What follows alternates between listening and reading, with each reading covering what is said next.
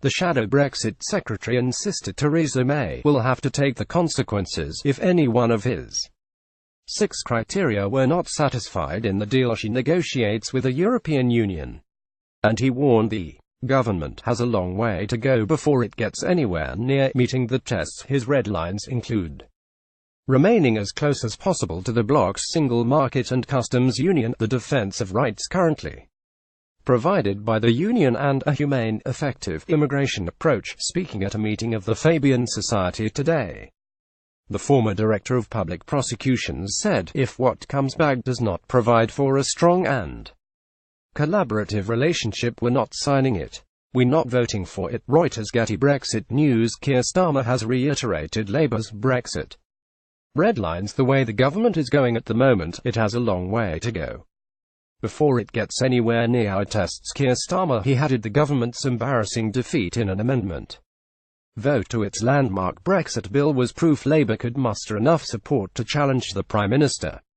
In December, MPs voted 309 to 305 in favour of a change to the EU withdrawal bill which will allow MPs a meaningful vote on the final deal. Those who voted against the government included 11 Tory rebels led by former Attorney General Dominic Grieve. Mr. Starmer told the Society's New Year conference this afternoon, "We've got the 2 things that matter: 1, the vote, and 2, some really strong tests about what we Labour will do when we get to that vote."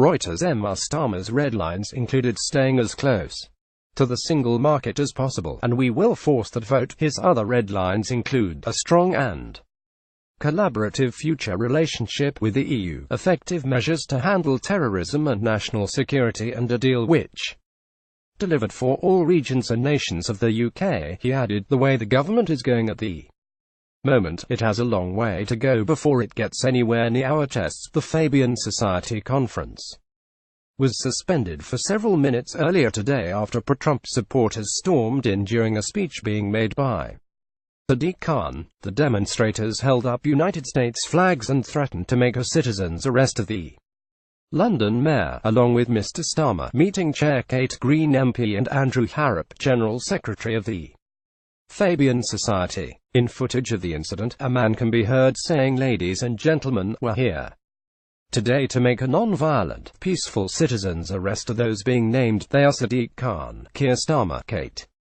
Green MP, and Andrew Harrop. We stand under common law jurisdiction.